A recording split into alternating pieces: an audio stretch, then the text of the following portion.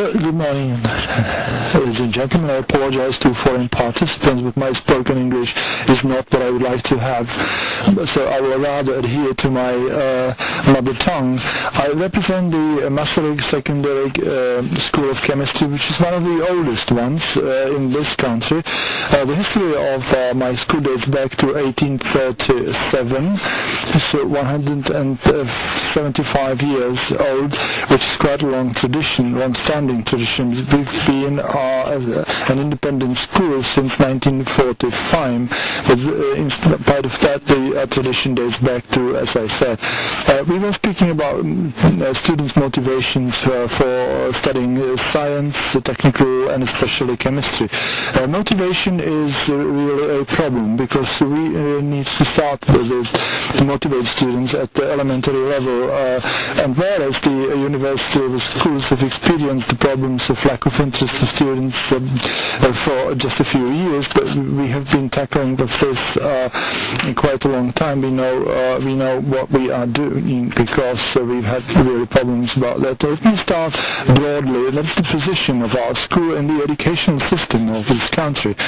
Basically, our school is one of the secondary level schools, so it's the age group 15 to 19 years, which is preceded by the elementary, mandatory, compulsory school. But what you can see here on the slide is a simplified pattern of education, because there's one more possibility. There's multi-year secondary level gymnasium study, which they enter to from elementary school directly, but you can go to secondary vocational schools after 3 years, but it's only a theoretical possibility. It's about 11% of students that actually study in this way. Now, looking at the secondary school system as such, we see that pupils of 14 years of age, if they stay in the elementary school, so they make decisions about the future career and what they would like to study, whether it will be a school leaving examination called maturita, the general school, general purpose school, artistic schools and technical schools, or whether they will want to receive an apprenticeship certificate and have a practical training. So the individual school of secondary, the types of secondary schools fight hard among themselves for the rest of the school who remain in elementary schools, and they want these students to select exactly them for further studies. This is the situation in this country. If you want students to go for chemistry studies, we have to look at what kind of problems this branch of study brings along at elementary schools. Let's start from the end. Specific laboratory equipment, because if we only teach chemistry theoretically, we will never be able to convince the pupils that this is the right choice for them. They should be carrying coal to Newcastle, because speaking about that, because this is a problem which all of you happen to know.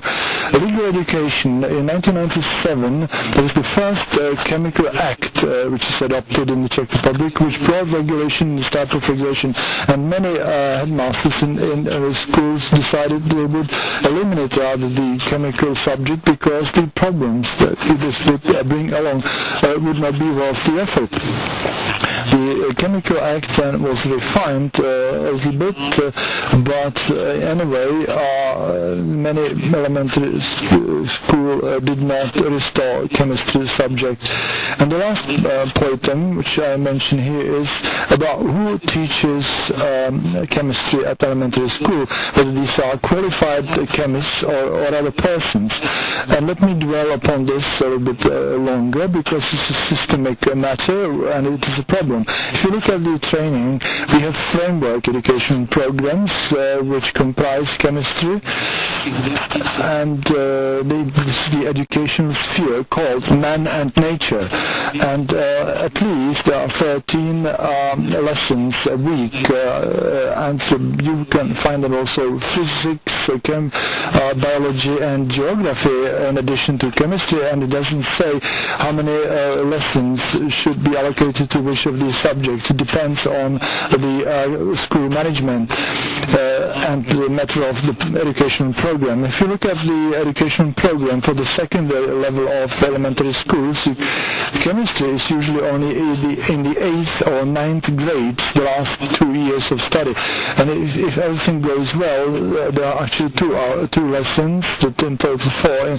during the whole length of study at these schools. The typical elementary school has 1 or 2 classes per year, and so it means that a chemist can teach about 2 to 4 hours a week, but they should be teaching 20 hours, 20 lessons per week. So that's their job assignment, and so what they do in the rest of the time. Very frequent is combination of biology and chemistry subject. Biology is similar to chemistry. We have one big problem, that basically we are supposed to find a man who would be able to experiment about this with students being qualified to do so. I'd like to mention activities aimed at convincing the students that chemistry is the right subject. As I said, we are the upper secondary school in the international terminology, or senior secondary school, but we do not use this terminology in our school system. We are a school which is actually subsidized, actually set up by the capital city of Prague. We are subsidized from the national budget.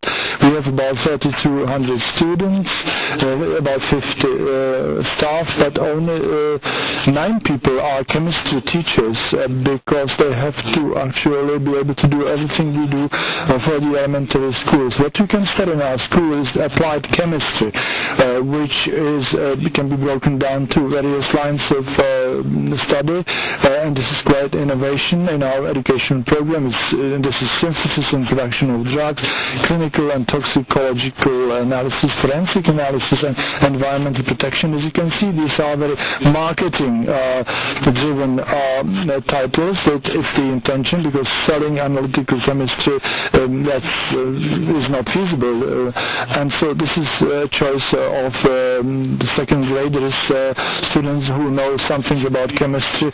Now, what we do for the pupils, the students in elementary schools, to convince them that we are the right school for them, you can divide it into 2 types of activities: activities for teachers and activities for students. For the teachers, we organize regularly, once a year, some seminars or workshops in which we try to present some topics for everyday activities. So during the morning session, they attend some like topics that are popular, nanotechnologies, LCD displays, etc. Things that are quite popular and can be sold quite well. And the second part, which is quite popular, we always arrange some experiments which just need a minimum equipment so that they can be carried out in elementary school. There's also a working sheet for that, and so they can do it actually in their own schools, which I think is good, that if the students can see experiments, then the chance increases for them to start liking chemistry.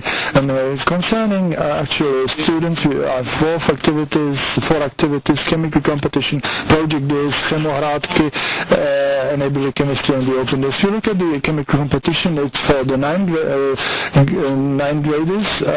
There's a practical and theoretical part. In the practical part, which is at elementary school, the teacher actually fills in a test questionnaire which is linked to the curriculum, chemistry in elementary school. There's some popularization part in that, like quiz for brewing, beer, petrol production, etc. Some topics topics that are linked to practical life, in order to avoid dry theory, and the teacher selects 3 or 4 best pupils, students, which then come to us, and we have more people coming from secondary schools, and then there is a theoretical part in laboratory.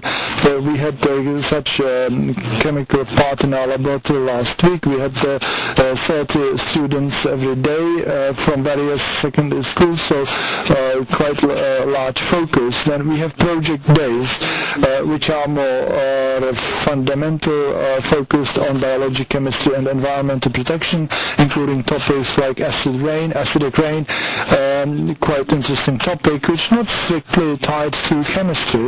In spite of that, we have some basic chemical operations so that they can test and try. So in the framework of Association of Secondary Schools in Prague, we have been able to expand this activity to reach to other schools as well, and the City Hall actually supports us, and this was of high interest. We had 12 project days last autumn. We have another series to be held next springs, and it works well, and it's not a financial burden for schools because it is covered it is funded by the capital city of Prague, the City Hall, and it's quite interesting afternoon session. Now, Chemohradky, there is the chemical place. It's a chemical competition for primary school pupils.